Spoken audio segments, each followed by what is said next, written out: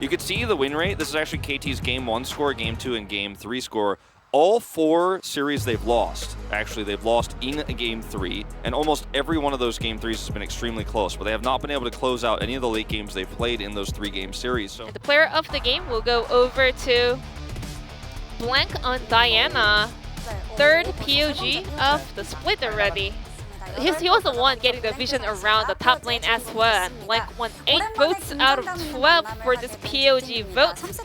There is no wait. The timer does not go down. Like, they know what they want to do. They have it planned out from start to finish, and T1 are just clearly not ready for that. As we will see the Enchanter support here for the Xin Zhao, whether it's in solo lane or not. If they're going to run something like a Gnar, you know, now they definitely don't want to, but you could put the Karma on Faker. I mean, I know everybody is very upset with Kana right now, and for good reason. Wukong. Yeah. So it's not going to be the top lane. Karma will be mid. So you'll have the Lucian top for KT, or like a Renekton mid. I'm like, Faker's holding on to the Wukong for now. So let's see. Let's see when the swaps come in, because also Doran's playing Renekton.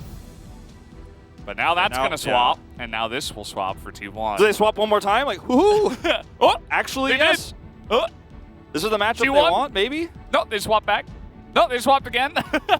Okay, well, this is how it's going to be. They're actually just trolling. Well, I mean, I think if here we go. On the side of T1, such as the Wukong and the Xin Zhao. But you can see here, the Renekton has been struggling. It hasn't been easy streets for him, 1-8. I was kind of calling for it in the last game, but we finally do get it. And here's what I was talking about. You know, sure, you have a ward for this, but might not be enough. You have to have a teleport answer. Okay, Doran is waiting a little bit of time, but at the end of the day, you can just flash on in and get that stun down. The teleport from Faker is trying to absorb pressure, but it is not going to work out very well. The root is good, but there's just only 4 minions here. And look at the poke from Noah before this even happens. That's the end of that. Can't stick around anymore. The kill goes over to Dove, actually, on the Lucian. So it's going to make that mid lane a little bit more annoying. As meanwhile, Kana taking great trades against the Renekton, especially after dying, as we're going to take a look here at the replay on the dive. Yep. Teleports coming through from both mid laners, traded. Well, we got another fight here. Cuz getting a bit low, but they're looking to turn it onto Blank, but the Devour is there as Harp level 3 is able to save Blank from the bottom lane. And now the extended trade comes in, and KT will be able to push them away, force the flash from Cuz. But nobody dies because Harp is in position.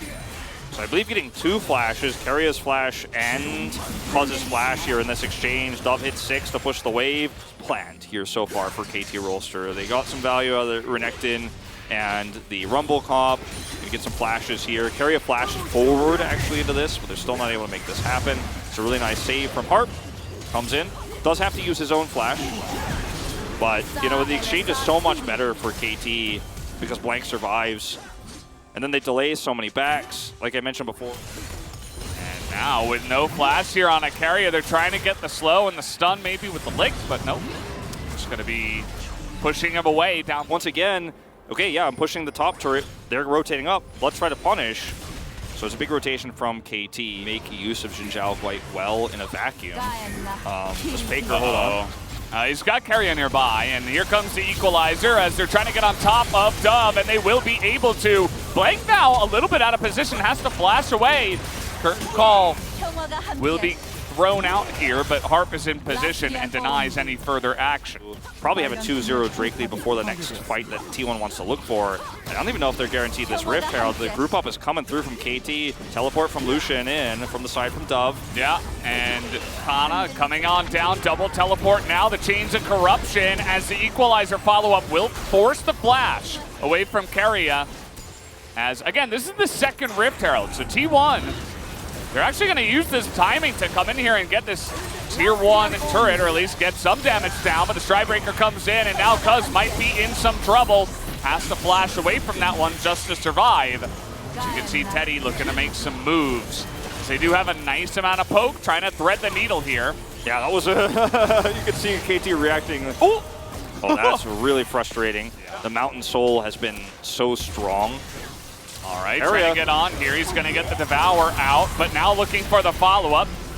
The flash will come in and deny any further engage. Faker is speeding around the map. I think better of it.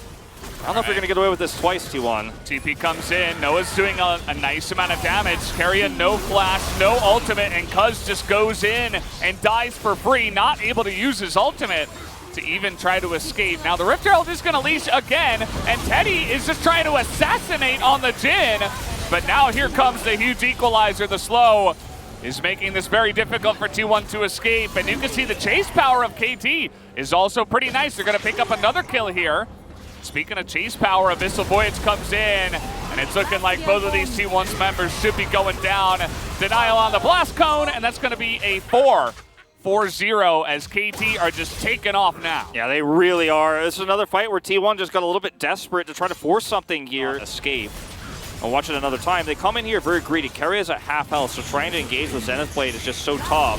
But he has to back out. Then you see the stun come on to Cuz. Like he's hoping that Keria's gonna come in and engage, but Keria said, no, man, I'm at half health, I can't do that. Then you see Teddy come over here. It's like, well, now it's a four-man, maybe even an ace, right? For KT, they look at this moment like, oh, you guys have actually just really overstepped your boundaries here. And like you said, the chase power is there.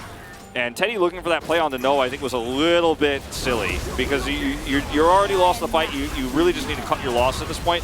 If you let this KT composition snowball, you're never getting another win. Like I said, there's a lot of interviews. You can go look them up, you know, with the coaching staff. Oh, no. Uh-oh. Well, he doesn't have a Tom Kentz, unfortunately. Nope. And Keria will even be forced to. And it's really powerful when you have that opportunity. T1, not a whole lot of poke damage on the edge of this Baron. I mean, not really any at all. They're going to have to hard engage if they wanted to contest this, and here we go. Yeah, looks like they will try. Cuz still available here, looking for the flank. They're able to get on top of Dove, as he will go down, but Cuz, the jungler, is being burned, but still, as Rumble hits the deck, he's going to go down, and T1 are able to wipe the slate clean here with a triple kill to Faker, and now they'll go for the Baron. This ends up being what happens. Faker respawns, he comes back in. T1 have a composition that if it can close the gap and get on top of KT Rolster, there's a lot to be said. You've done your job here, essentially. So we're going to go all the way back to watching the Prowler's call play, which was so fantastically done. You even see the Rumble commitment there, too. They're all on the same page. But once Keria gets in here, I mean, this is where things go really badly. Doran's at very low. Cuz comes in, too. And there's a lot of kind of wombo potential here, actually, for T1 themselves. And the AoE in this last moment for Kana is like, well, very easy cleanup. Sweeping it up, that's going to be a and that's what you're hoping for as T1. If you're a T1 fan, Kana has teleport. Here we go. That's what you got to do if you're Noah. Yeah. But now, with the Shirley's down, the Manta Inspire, it's about as close as it's going to get for the side of KT. I mean, look at the long wraparound here from Kana. They do not know where he is. They have no vision. Okay, they see him now. They expected that he was coming. They can turn onto him. He's moving away, actually, onto the wards. Teddy's trying to slow that process. Yeah, well, actually, let's try to go onto the front. And you can see how difficult it is for KT to actually engage. As here we go. That is a really nice ultimate onto Noah, as he has no flash, and he will just immediately go down. Keria gets low, but that is totally fine, as Dove will also bite the dust, and KT are being dominated down here on the bottom side of the river. Only Doran will survive, but he cannot do anything about this. Doran Doran survives here, but KT, they just could not actually pick a target. They were so slow to do so. Okay. Teddy will die. Positioning is good in that KT just are unwilling to team fight, or unwilling to pick targets here in the team fight correctly. Like, Teddy's positioning here is so insanely greedy. He knows he has a control ward there, so he actually cannot be seen. But the fact that a Jhin is able to walk basically right up to a KT composition and no one collapses on him, no one reacts, nobody's communicating as to where he should be or where he is a really worrying sign for KT's ability to actually front to back these team fights. The fact that, yeah, I mean, it's weight. Oh, solar flare. Okay. This time around, though, the TP does come in, and the Devourer is in a good position, as Doran will get into that backline. He is quite tanky, but it does not seem to matter, as Dove is just going to get isolated, and so will Noah. KT have fallen apart, and T1 have immediately jumped on top of them, and they are pushing to try to end this game. Yeah, Redemption going to make it even easier to make that happen. He tosses it down. They are pushing down the mid lane. Only defensive option here is a Renekton and a Tom Catch, so you just don't have the damage. We are 30 minutes into the game, and T1 are going to seal the deal here. Doran and Harp going to do what they can to delay, but the inevitable is crashing down upon them. All right, Doran is going to get devoured. He is a Renekton. in, but it doesn't seem to matter. As nice stopwatch, but Cuz is going to be the one sacrifice. Another stopwatch will get the job done as they finally kill the Croc, and the Nexus will go down. T1 will take the 2-1 victory tonight as they do kill the final Nexus.